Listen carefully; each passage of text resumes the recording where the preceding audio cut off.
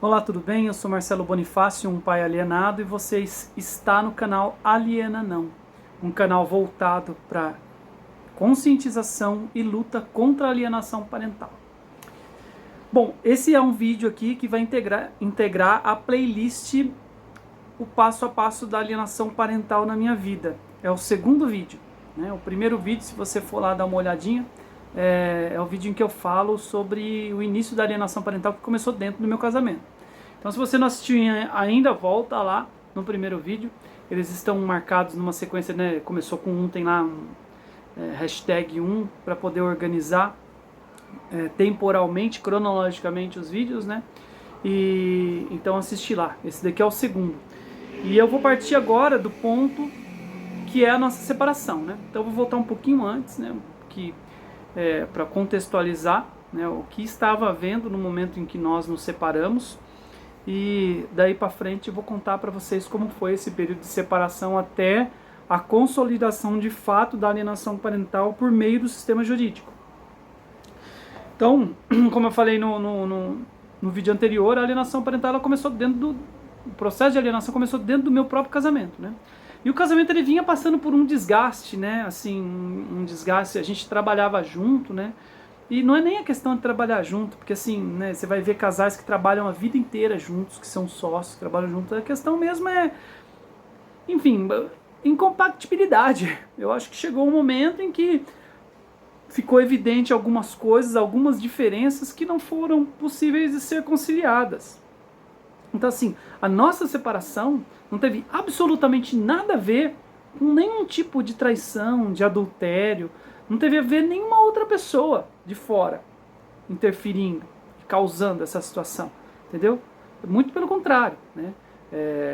Acabou por nós mesmos, né? Então, assim, o problema foi o nosso próprio relacionamento mesmo, né? Então, assim, eu acho que as diferenças foram aumentando, né? Os pontos comuns foram ficando ofuscados por essas diferenças, então isso causou um desgaste que você vai levando, chega uma hora, né, que torna-se insustentável. E o estupim disso daí, assim, que causou o maior desentendimento e assim, rumou mesmo pro fim, foi a questão de eu separar um tempo aí. Se você assistiu outro vídeo, né, se você não assistiu ainda, volta lá para assistir. Foi o tempo que eu separei para minha filha, para eu poder sentar com ela e brincar com ela e dar atenção para ela diariamente, né? Eu parar o trabalho num certo momento do dia, no finalzinho do dia, para poder dar atenção para minha filha. A alienadora ela ficou assim com ciúmes terrível dessa situação, né? Terrível, porque como eu conto também nesse outro vídeo, nesse primeiro vídeo, ela inclusive ela imitava o jeito que eu me relacionava com a minha filha, ela imitava o jeito que eu brincava com a minha filha, ela imitava o jeito que eu falava com a minha filha, assim, uma coisa até meio que monstruosa, assim, meio monstruosa não, digo assim, de psicopata mesmo, sabe? Psicopata mesmo, que psicopata sabe, né? Ele se adequa, né? Para poder atender às expectativas daquele a quem ele quer agradar, então ele se adequa. No caso, ela meio que copiou o meu jeito de brincar com a minha filha, porque minha filha gostava muito de brincar comigo, a gente brincava, né? A gente era super grudado, assim, a gente brincava super. Então, ela imitava isso, coisa que eu achei muito estranho, né? Eu comento isso no outro vídeo. Não vou ficar falando aqui disso agora, mas assim, ela ficou com um ciúmes terrível dessa situação. E aí foi briga atrás de briga, de que não, tem que trabalhar, não dá pra você parar, depois de trabalhar o dia inteiro, cara, parar no final da tarde pra brincar com a minha filha, entendeu? Antes que escurecesse, que daí a criança fica cansada, acordou cedo pra ir pra escola, tá cansada, querendo tomar banho e dormir, a gente também trabalhou, quer fazer comida ainda, quer comer, quer tomar banho e dormir. Então assim, resolvi parar no finalzinho do dia, enquanto tinha luz do sol ainda, pra gente poder brincar. Ficou terrivelmente ofendida, terrivelmente com ciúmes dessa situação, e aí virou uma brigaiada por causa disso aí, e eu bater no pé que não, eu vou, enfim. E ainda assim, eu sempre, eu vim de um casamento, de um lar em que houve o divórcio, né, no meu caso, e nem foi um divórcio assim, tão problemático, não foi uma coisa, por exemplo, minha mãe nunca fez isso, de alienar eu do meu pai, minha mãe nunca pegou e dificultou o acesso do meu pai a nós, nem vice-versa, nunca teve nenhum problema, a gente sempre transitou entre as duas famílias, entre o lado paterno, o lado materno, assim, tranquilamente, nunca houve nenhum tipo de interferência nesse nosso sentimento, né? Natal, Ano Novo, quer ficar com o pai ou com a mãe, decide sem problema nenhum. Nunca teve crise quanto a isso. Então, assim, eu não tive um problema, assim, nesse sentido, no divórcio dos meus pais, né? Mas é que sim, é aquele negócio que não é legal, né? Um divórcio não é legal, por mais que seja tudo de boa, assim como foi, eu ainda senti assim, né? Sabe assim, Natal você vai passar com o pai, aí você fica assim com pena da mãe. Enfim, teve um corte aqui. Eu fugia dessas situações, eu não dava trela, né, para essas brigas, né? Procurava evitá-las, enfim. Mas aconteceram, e o desgaste começou a ser tão grande em relação a isso, por conta disso, que chegou um momento que ela pegou e falou, o nosso apartamento ficou pronto, que a gente comprou um apartamento aqui próximo, e fez, né, o contrapiso, todas aquelas coisas assim, né, finalização do acabamento do apartamento, comprou os móveis e tal. Falou, tô indo embora com a nossa filha, estamos nos separados, vamos se separar, e vou entrar com o processo de divórcio. E pegou minha filha e foi embora. Enfim, eu, por conta de todo esse desgaste, eu resolvi aceitar essa situação, né? Eu falei, bom, Deus é testemunha das minhas tentativas de evitar o divórcio, né? Para proteger a minha filha. Deus é testemunha, mas foi algo que foi além das minhas forças, porque não depende só de mim, né? Quando um não quer, dois não faz. Assim, eu não tenho como querer prender a pessoa, não tem como prender a pessoa e falar, não, você não vai se separar de mim. Não posso, né?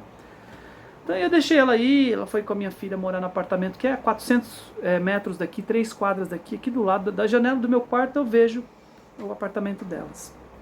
E aí, o que acontece? Aí entrou com o procedimento de divórcio, tudo tranquilo, foi assim, consensual o divórcio. Eu deixei para ela o apartamento, o carro, o apartamento que tínhamos acabado de comprar, o carro, e tínhamos a empresa, né? Nós construímos ao longo desses 15 anos de relacionamento, de casamento, nós tínhamos uma empresa, um ateliê de artesanato que se transformou numa empresa, né? E que era a renda de nós dois, né? Sempre foi a nossa renda, desde o início do nosso casamento. Então, essa empresa, nós decidimos de comum acordo, por ser a fonte de ambos, decidimos por mantê-la da mesma forma, como sócios, né? Então, ela tem uma casa no fundo aqui, uma edícula, que era onde era a empresa, então continuou trabalhando aí, e a vida se desenrolou normalmente, separados, processo de divórcio, homologou, assinou, transitou em julgado, tudo consensual, ela ficou com o apartamento com o carro, nós continuamos trabalhando normalmente, diariamente aqui, de segunda a sexta, aos finais de semana na Feira Hippie, lá no centro de convivência aqui de Campinas, onde expunhamos para poder vender os produtos que nós produzíamos. Normalmente, guarda compartilhada com livre acesso, eu com a minha filha, ela passava a semana aqui, eu levava ela para a escola, buscava, eu levava ela nos escoteiros, levava ela na ginástica, cuidava das roupinhas dela, cuidava do lanche, cuidava da lição, que sempre foi eu que fiz toda essa parte desses cuidados em relação à minha filha, desse acompanhamento escolar, enfim, tudo normal. E chegou um momento em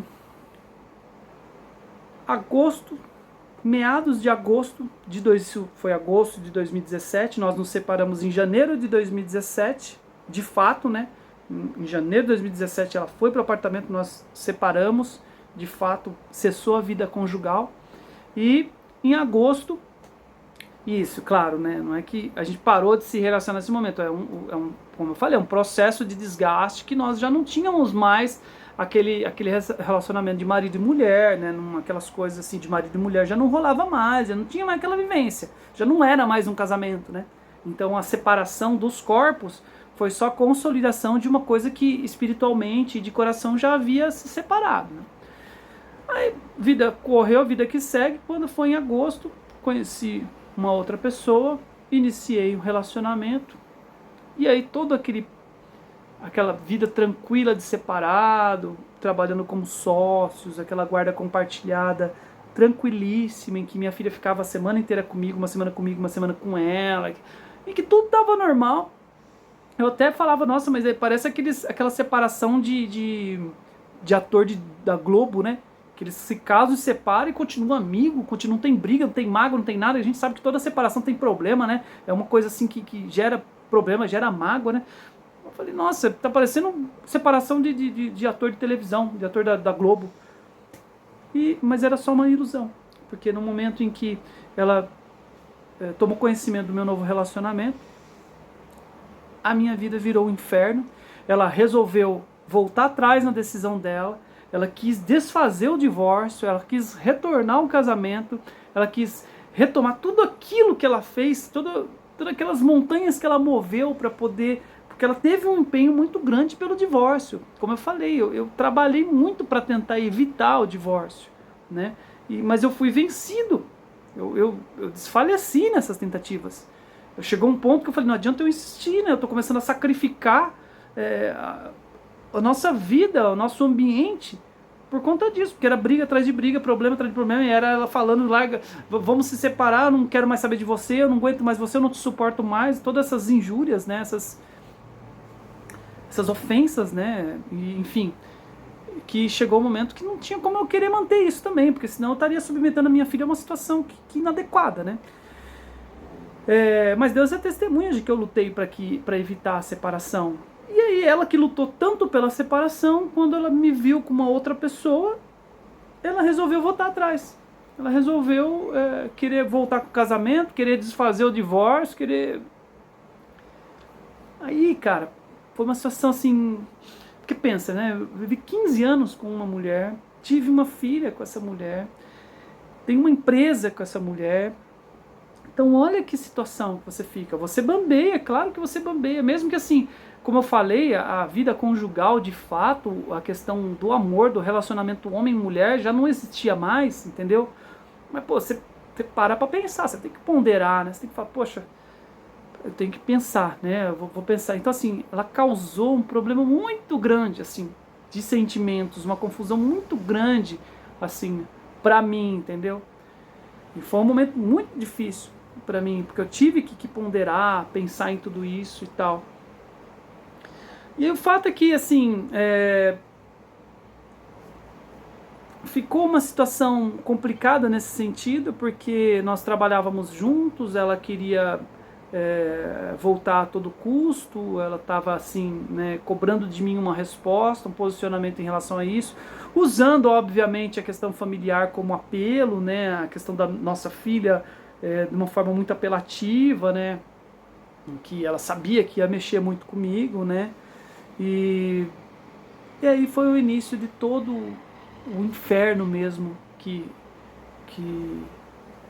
está acontecendo na minha vida, né, porque assim, a alienação parental ela começou a ser usada assim de forma efetiva mesmo, sabe, como algo assim para poder inicialmente tentar me trazer de volta para ela e depois como meio de vingança, depois de certo ponto como um meio de vingança mesmo, tipo, já que eu perdi também você vai perder a tua filha.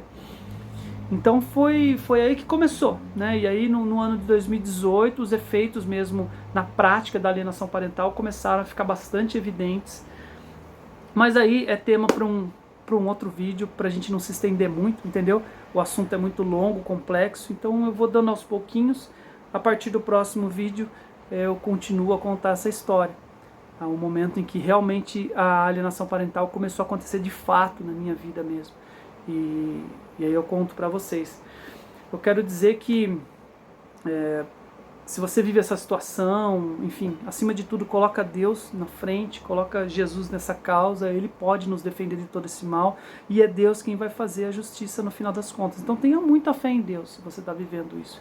É algo que não dá para abrir mão, é da fé em Deus, porque tudo isso é proveniente do maligno. E é só Deus que pode combater, com as forças humanas você não consegue. As forças humanas, o sistema humano está aí para detonar com a tua vida, tá aí para detonar com a tua relação com a tua filha, com os teus familiares, né? O mundo tá aí para destruir, então se apegue a Deus. Se você quer se engajar nessa causa, entre em contato comigo, 19 998596931. As nossas redes são @alienanão no Instagram e no Facebook, também aqui no YouTube. Eu conto com você aí para comentar, curtir, compartilhar e divulgar essa causa para que a gente possa mudar isso e extinguir esse mal da face da terra o quanto antes. tá bom? Que Deus nos abençoe, nos proteja de todo o mal. Amém. Fiquem com Deus e até o próximo vídeo.